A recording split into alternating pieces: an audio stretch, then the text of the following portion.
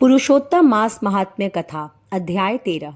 ऋषि लोग बोले, हे सूत, हे महाभाग, हे सूत, हे बोलने वालों में श्रेष्ठ, पुरुषोत्तम का सेवन से राजा दृढ़ धनवा शोभन राज्य पुत्र आदि तथा पतिव्रता स्त्री को किस तरह प्राप्त किया और योगियों से भी दुर्लभ भगवान के लोक को किस तरह प्राप्त हुआ।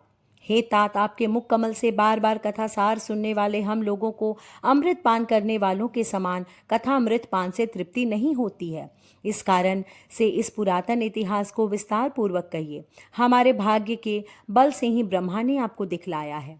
सूत जी बोले, हे विप्रलोक, सनातन मुनि नारायण ने इस पुरातन इतिहास को नारद जी के प्रति कहा है, वही इतिहास इस समय मैं आप लोगों से कहता हूँ।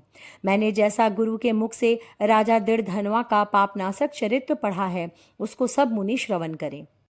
श्री नारायण बोले, हे ब्राह्मण नारद, सुनिए, मैं पवित्र करने वाली गंगा के समान राजा दृढ़ धनवा की सुंदर तथा प्राचीन कथा कहूंगा।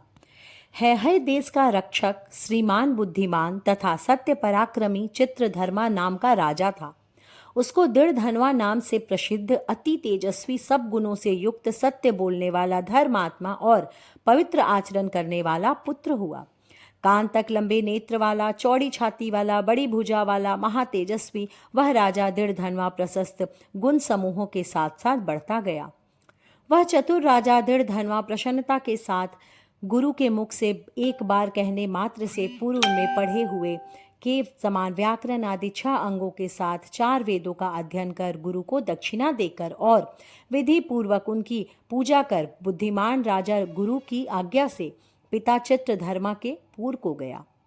अपने नगर में वास करने वाले प्रजा वर्ग के नेत्रों को आनंदित करता हुआ जिस पुत्र को देखकर राजा चित्रधर्मा भी अत्यंत हर्ष को प्राप्त हुआ। पुत्र जवान हो, संपूर्ण धर्म को जानने वाला हो और प्रजा पालन में समर्थ हो, इससे बढ़कर सार शून्य इस संसार में और क्या है? कुछ भी नहीं है। अब मैं 2 भुजा वाले मुरली वंशी को धारण करने वाले, प्रसन्न मुख वाले, शांत तथा भक्तों को अभय देने वाले श्री कृष्ण चंद्र की आराधना करता हूँ। जिस तरह ध्रुव, अम्बरीश, सरधाती, ययाति प्रमुख राजा और शिवी, रंती देव, शसबिंदु, भगीरथ, भीष्म, विदुर, दुष्यंत और भरत, पृथु, उतानपाद, प्रहलाद, विभीषण, ये सब राजा तथा अन्य लोग, राजा लोग भी अनेकों लोगों को त्याग कर इस अनित्य शरीर से पुरुषोत्तम भगवान का आराधन कर नित्य सदा रहने वाले विष्णु पद को चले गए। उसी तरह स्त्री, मकान, पुत्र आदि में स्नेहमय बंधन को तोड़कर वन में जाकर हरि का सेवन करना हमारा भी कर्तव्य है। ऐसा मन में निश्चय कर समर्थ राजा दृढ़ धनवा को राज्य का भार देकर स्वयं विरक्त हो शीघ्र पुलह ऋषि के आश्रम को चला गया। वहां जाकर संपूर्ण कामनाओं से निष्प्रिय हो और भोजन त्याग कर हर समय मन से श्री कृष्ण चंद्र का स्मरण करता हुआ तप करने लगा। कुछ समय तक तप करके वह राजा चित्रवर्मा हरि भगवान के परम धाम को चला गया। राजा दृढ़ धनवा ने भी अपनी पिता की वैष्णवी गति को सुना। उस समय पिता के परम धाम गमन से हर्ष और वियोग होने से शोक युक्त राजा दृढ़ धनवा पितृभक्ति से विद्वानों के वचन में स्थित होकर पारलौकिक क्रिया को करने लगा। नीति शास्त्र में विशारद राजा दृढ़ धनवा अत्यंत शोभित पवित्र पुष्करावर्तक नगर में राज्य करने लगा। अच्छे स्वभाव वाली विदर्भराज की कन्या उसकी स्त्री गुण सुंदरी नाम की थी। पृथ्वी पर रूप में उसके समान दूसरी स्त्री नहीं थी। उस गुण सुंदरी ने सुंदर, चतुर, शुभ आचरण वाले 4 पुत्रों को उत्पन्न किया और संपूर्ण लक्षणों से युक्त चारुमती नामक कन्या को उत्पन्न किया। चित्रवाक, चित्रवाह, मणिमान और चित्रकुंडल नाम वाले वे सब बड़े मानी शूर अपने अपने नाम से पृथक विख्यात होने लगी।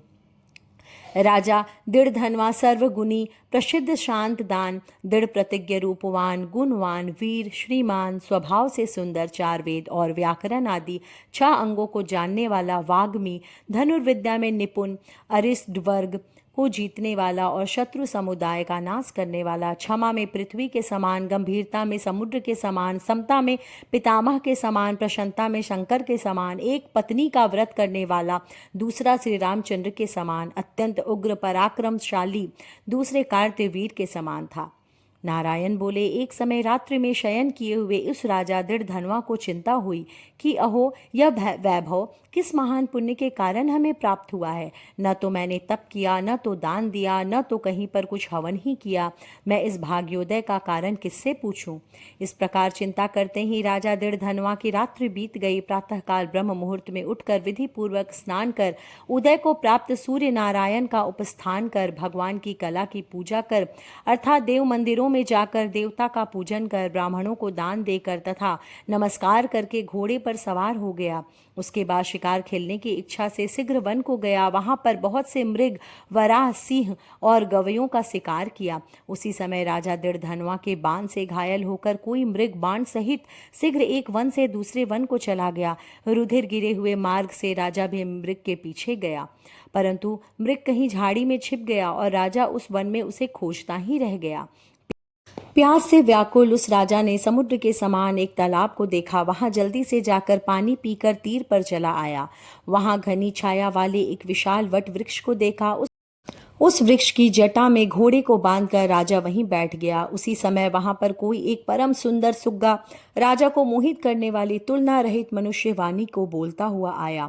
केवल राजा को बैठे देख उसको संबोधित करता हुआ एक ही श्लोक को बार बार पढ़ने लगा कि इस पृथ्वी पर विद्यमान अतुल सुख को देखकर तू तत्व का चिंतन नहीं करता तो इस संसार के पार को कैसे जाएगा। बार बार इस श्लोक को राजा दृढ़धनवा के सामने पढ़ने लगा। राजा उसके वचन को सुनकर प्रसन्न हुआ और उस पर मोहित हो गया कि इस सुख पक्षी ने दुख से जानने योग्य सार भरे हुए नारियल फल के समान अगम्य एक ही श्लोक को बार बार पढ़ते हुए क्या कहा, क्या यह कृष्ण द्वैपायन के श्रेष्ठ पुत्र सुखदेव जी तो नहीं है, जो कि श्री कृष्ण चंद्र के सेवक मुझको मूढ़ और संसार सागर में डूबा हुआ देखकर राजा परीक्षित के समान कृपा कर उद्धार करने की इच्छा से मेरे पास आए हैं। इस तरह चिंता करते हुए राजा दृढ़धनवा की सेना समीप आ गई। सूक पक्षी राजा को उपदेश देखकर स्वयं अंतर्ध्यान हो गया।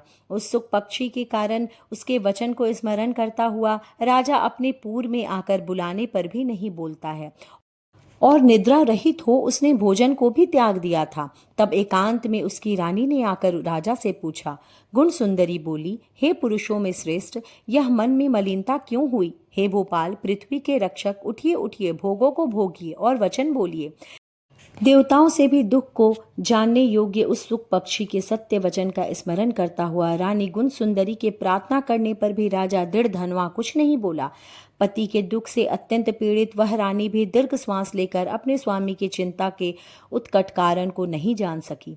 इस प्रकार चिंता में मग्न राजा का कितना ही समय बीत गया, परंतु संदेह सागर से पार करने वाला कोई भी कारण वह देख न सकी।